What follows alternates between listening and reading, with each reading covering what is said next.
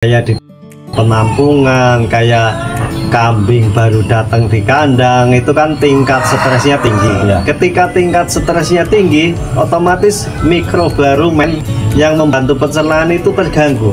Kalau sudah kejadian itu kan kejadian, mungkin kita nggak tahu ya kejadiannya range-nya waktunya itu berapa lama gitu ya. Nah itu tuh kira-kira apa yang harus dilakukan? Jadi sebenarnya kalau secara tradisional itu kembung itu satu, cara penanganannya itu yang bisa dilakukan peternak langsung.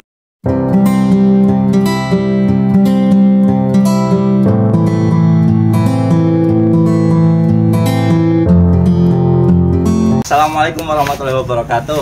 Apa kabar sahabat ternak semua? Semoga dalam lindungan Allah Subhanahu wa Ta'ala, dalam keadaan baik dan sehat semua. Kali ini kita akan ngode ya, istilahnya ngode, ngobrol dengan dokter hewan gitu ya. Apa yang akan kita obrolkan? Nanti akan kita obrolkan adalah mengenai penyakit atau momok yang sering ditakutkan oleh para peternak semua gitu ya. Oke, saya ingatkan kembali yang belum subscribe, silahkan subscribe channel kami seputar ternak D dan K gitu ya. Nanti agar channel ini lebih berkembang dan lebih memberikan manfaat kepada anda semua. Oke, sahabat ternak semua, kali ini saya bersama dengan dokter hewan ya, karena tadi judulnya ngode, jadi ngobrol dengan dokter hewan. Kali ini saya bersama dengan dokter hewan Zain Amri. Nah, ya, dokter hewan Zain Amri dinas di mana, Dok? saya dinasnya di Pemda Kabupaten Purworejo di Puskeswannya. Puskeswan. Berarti masalah hewan dan yang lainnya sudah khatam lah ya, Dok ya. Insya Allah. Jadi karena Puskeswan itu memang melayani terkait dengan kesehatan ternak. Jadi gini, Dok, yang menjadi momok itu kan sebenarnya banyak ya, banyak peternak itu menjadi momok itu adalah kambing atau domba itu sering kembung, Dok. Nah itu kan kita akan ngobrol lah ya, diskusi mengenai kembung itu sebabnya apa, kok bisa kembung, terus nanti antisipasinya seperti apa, kemudian setelah kembung kejadiannya harusnya seperti apa gitu. Nah mungkin di awal ya, mungkin sebabnya dulu, Dok, penyebab kambing. Langsung aja sahabat ternak semua, langsung saja kita bahas mengenai penyakit kembung tersebut ya.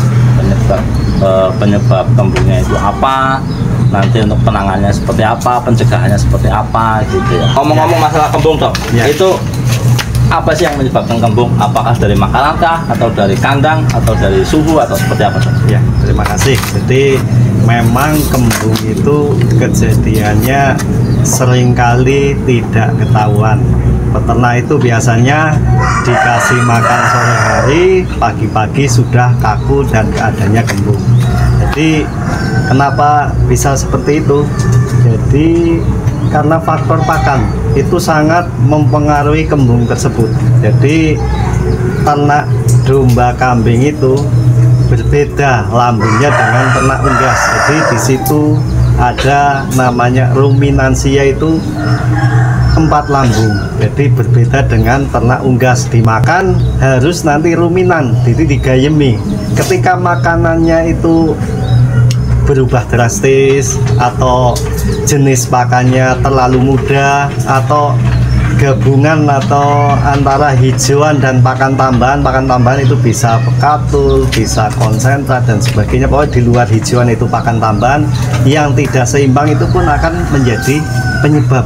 Jadi bukan infeksiusnya kambing itu kembung karena infeksi penyakit ini, tapi karena awalnya dari pakan yang ini, yang tidak kontinu dan berubah drastis. Seperti itu. Ya, jadi sahabat ternak semua ya, perlu digarisbawahi tadi disampaikan oleh Pak Dokter. Jadi ketika pakan itu kebiasaan mungkin ya, Dok ya. Jadi kebiasaan pakannya apa, mungkin biasa dikasih hijauan, kemudian dikasih konsentrat, tahu-tahu berubah gitu. atau seperti itu mungkin. Jadi nantinya kan mempengaruhi sistem pencernaan, berarti rumen ya.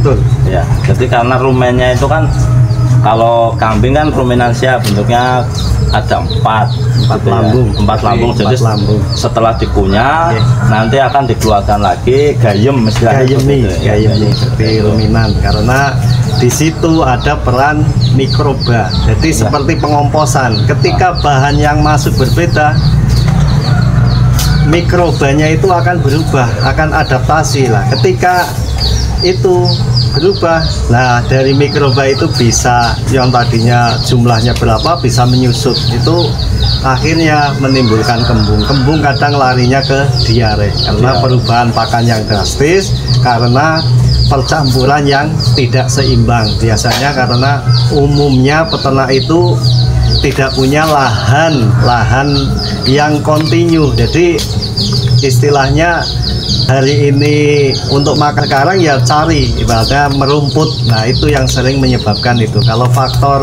dari lingkungan itu relatif kecil, tapi umumnya dari faktor pakannya itu. Jadi faktor utama adalah pakan, sahabat ternak semua. Jadi mungkin kalau lingkungan terus suhu udara itu nggak begitu berpengaruh ya, Tidak begitu berpengaruh. Jadi kembungnya itu juga berbeda. Kadang yang menyebabkan gasnya tinggi karena jenis legumen.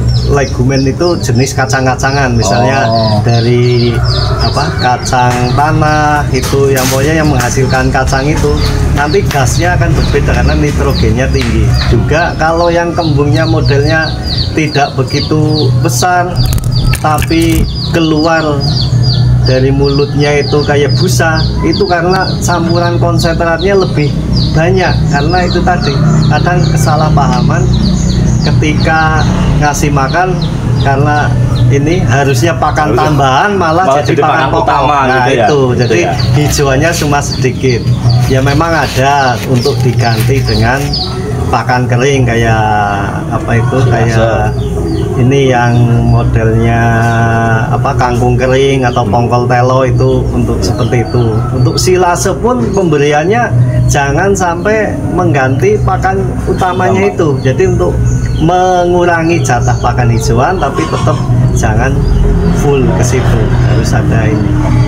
Jadi tetap ya sahabat ternak semua, makan utama dari hewan, terutama untuk kambing gitu ya, kambing domba itu tetap makan utamanya dari hijauan. Nah, treatment hijauan itu sendiri gimana, Dok? Apakah mungkin dilayukan dulu atau mungkin begitu ngarit langsung dikasihkan gitu? Nah iya, jadi sebenarnya yang paling gampang untuk hijauan, baik rumput ataupun ramban, gampangnya itu yang biasanya dari daun-daunan itu, peternak itu gampang untuk mendeteksi ini mengandung racun apa enggak. Semua bahan hampir mengandung racun, seperti ketela pohon daunnya, mauni, daun mauni itu yang masih muda, biasanya warnanya agak merah, baunya gampangnya itu langu itu pokoknya baunya menyengat yang seperti itu, berarti menandakan itu racunnya tinggi. Nah, untuk mengurangi itu biasanya dilayukan.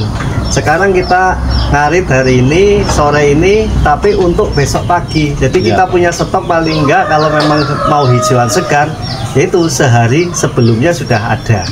Jadi untuk meminimalkan resiko itu, karena di situ nanti berkaitan dengan gas yang di perut, karena keasaman lambungnya itu tinggi, jadinya gasnya naik seperti itu. Berarti tadi terkait hijauan ya, Dok ya, harus dilayukan dulu.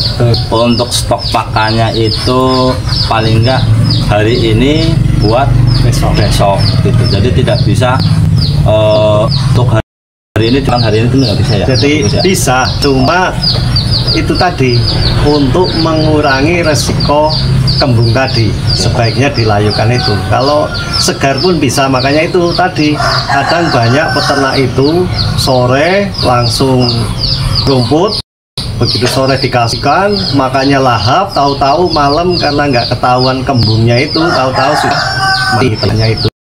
dengan perut yang busung kembung itu sering kejadian. Nah, tujuannya dilayukan itu satu, kalau pakan itu beracun otomatis kan ada penguapan di situ, air juga keluar. Nah, itu kan racun sama seperti ternak lainnya.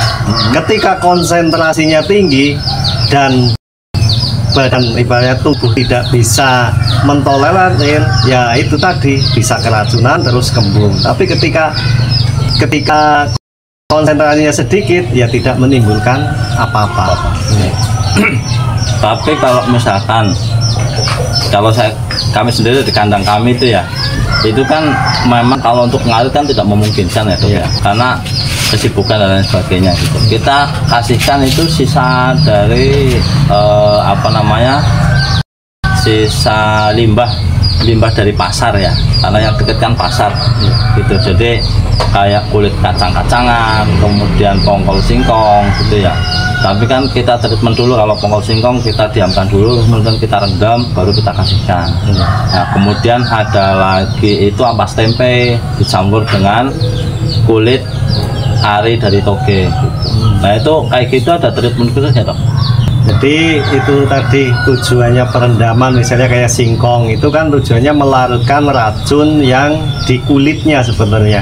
Di kulitnya itu yang, kalau singkongnya nggak ada racunnya, makanya bisa dikonsumsi. Tapi kalau kulit singkong terus daun singkong itu ada sianidanya. Jadi kerjanya cepat, begitu itu makan paling setelah 15 menit langsung kelihatan keracunan itu tadi.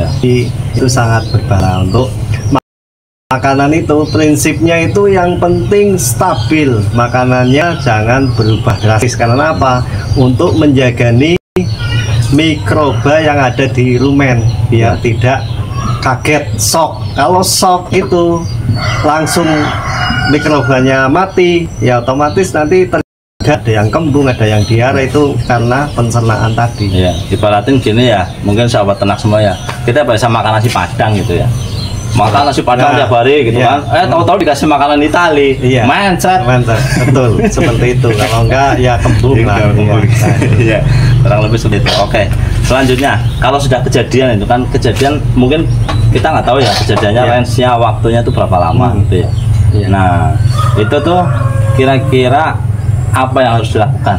Jadi sebenarnya kalau secara tradisional itu kembung itu satu, cara penanganannya itu yang bisa dilakukan peternak langsung ya. Memang kalau obat-obatan itu ada obat yang minum, obat kembung itu isinya juga seperti obat kembungnya manusia, itu tersedia, terjual, itu paling enggak untuk stok lah, jaga-jaga. Kalau kejadian itu langsung bisa diminum, karena sifatnya diminumkan bukan disuntikan, jadi relatif semua bisa melakukan. Juga kalau yang secara tradisional kan dikasih minyak goreng untuk tujuannya mengigas. Nah, yang selanjutnya kotoran itu dipaksa dibuang. Tujuannya apa? Biar nanti gasnya bisa keluar, harapannya. Nah, terus yang ketiga dipasang tali seperti kuda. Jadi tali itu dipasang ke mulut, tarikan ke belakang. Nanti karena itu bentuknya gas, otomatis biasanya di dalam itu asam. Jadi dikasih untuk menetralkan pH. Jadi dengan garam, ini ada tali, nanti dia akan gerak-gerak, jadi kayak gayemi. Otomatis otomatis kayak gayemi juga, untuk otomatis merangsang gerak sosial lambung itu. Nanti gas itu juga bisa keluar ya, paling setengah jam 1 jam itu untuk itu. Untuk pemberiannya. Ini yang menarik nih, satu saya baru tahu juga nih, ternyata ada cara seperti itu. Jadi diikatkan ke mulut. Nah, kemudian kas garam itu garam dapur, nanti biar dia akan seperti makan terus, itu nanti merangsang ruminannya itu. Jadi juga menetralkan lambung yang asam. Jadi dengan dia gayem, otomatis di dalam saluran makan atau saluran dia akan bergerak. Iya, harapannya tetap gerak.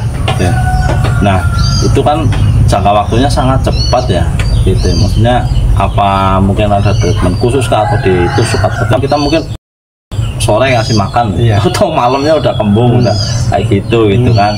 Jadi yang juga sangat penting itu sebagai upaya pencegahan. Jadi di kandang kambing itu digantung garam dapur, sebut dikasih mineral juga bisa. Jadi itu pakai bambu juga bisa, pakai kadang kalau yang di kampung-kampung itu pakai tempurung kelapa yang dimakan tupai itu kan, terus digantung di setiap depannya kambing. Itu nanti kambing itu akan menjilatin itu. Karena apa?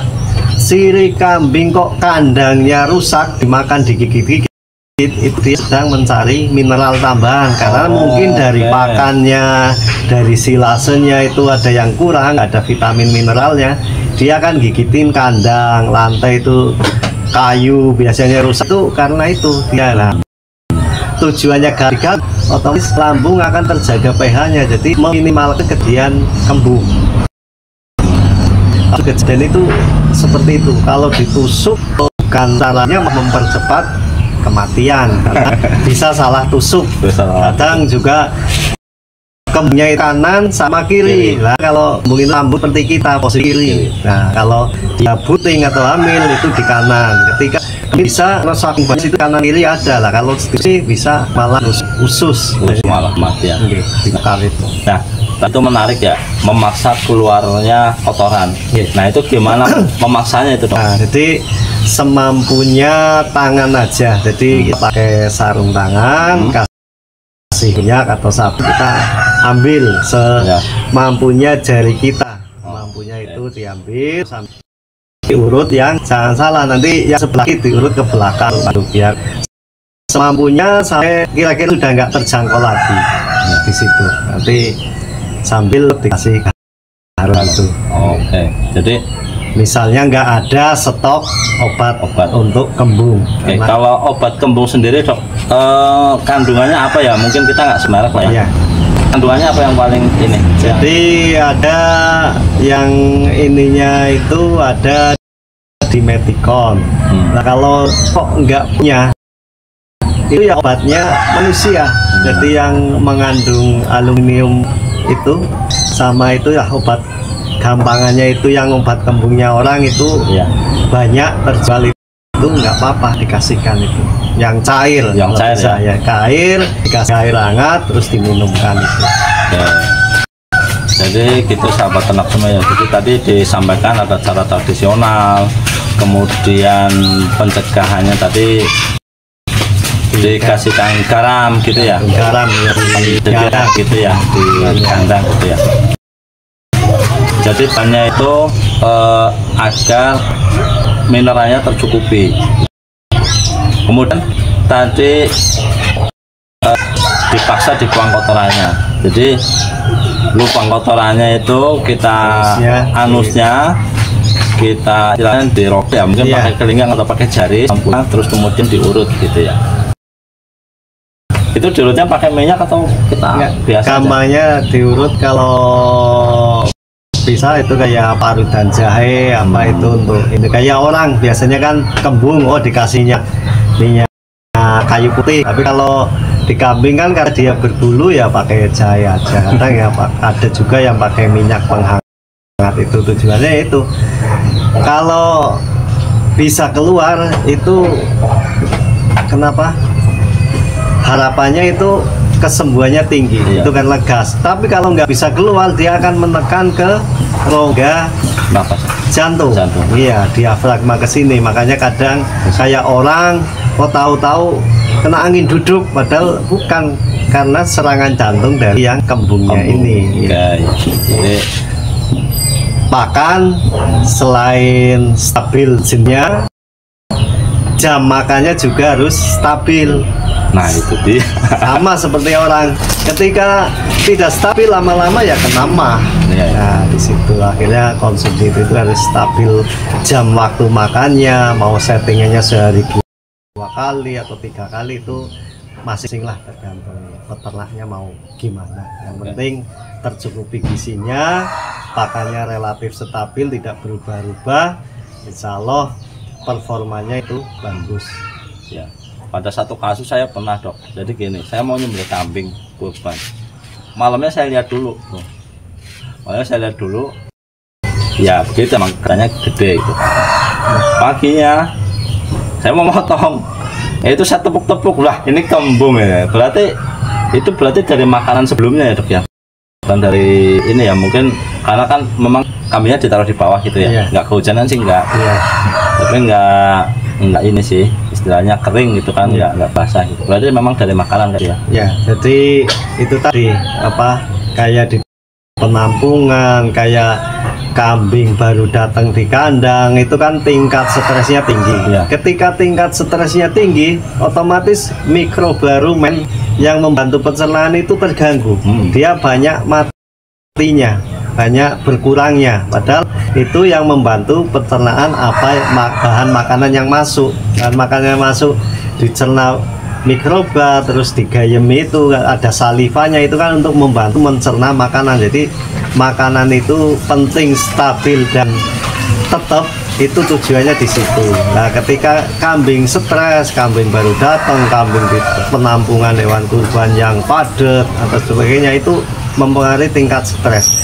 Ketika stres, daya tahan otomatis akan turun. Bisa efeknya itu tadi, kayak beleken itu umum kalau di hewan kurban, ya, itu tadi kembung salah satunya di situ. Ya. Jadi memang ini yang penyakit yang menjadi momok gitu ya, sahabat ternak semua. Jadi sendiri tidak menutup kemungkinan lah di kandang kita pun ada yang tahu-tahu innalillahi juga ada gitu. Jadi nggak semuanya bikin seperti itu. Iya. Jadi stres itu jadi sangat pengaruhi juga ya. Jadi sama seperti kita, kalau stres itu jadi pengaruh ya. Kalau stres mau makan, kalau nggak mau makan kan kita nggak tahu. Nah, situ otomatis daya tahannya berkurang.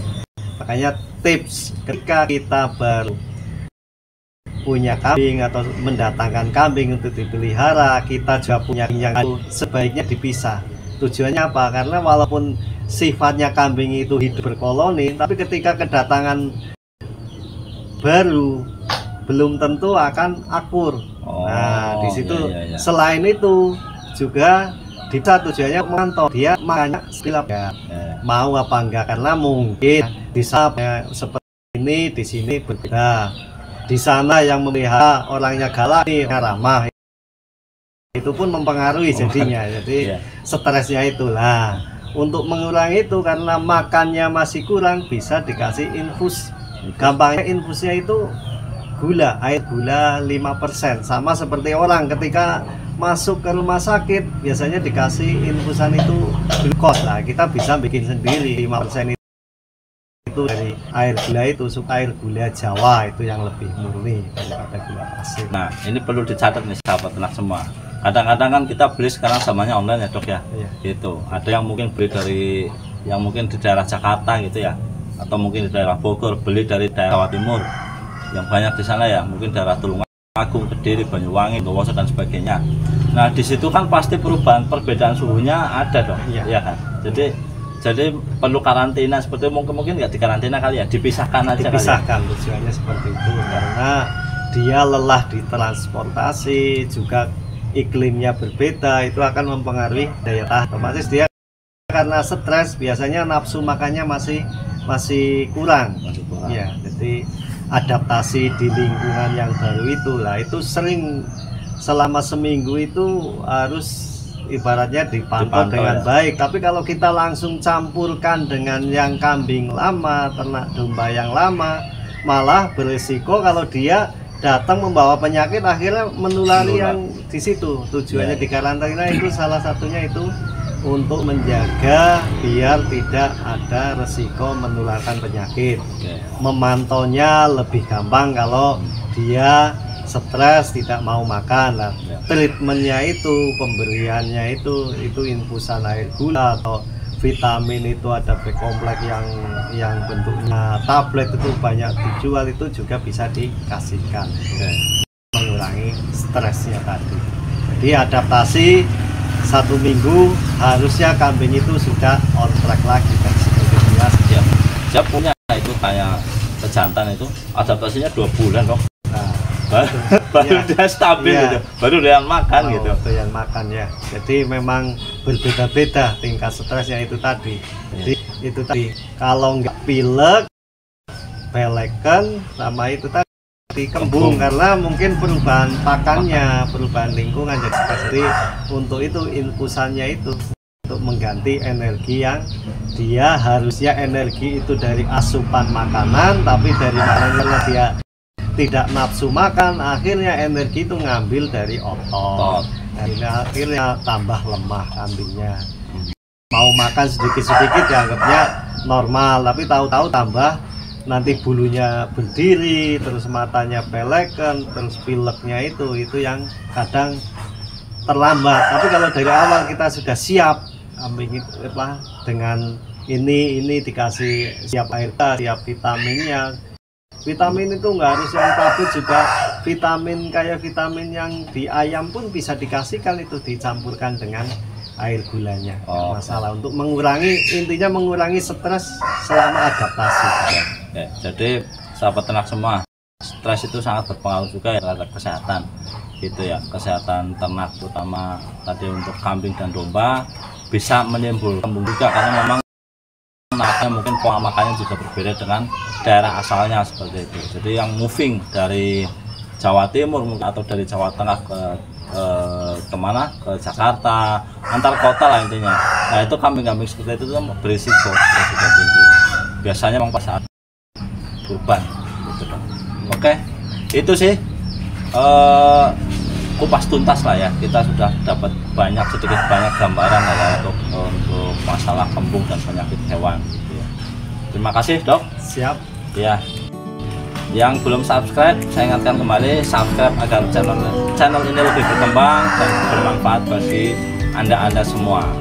Terima kasih, saya akhiri. Wassalamualaikum warahmatullahi wabarakatuh.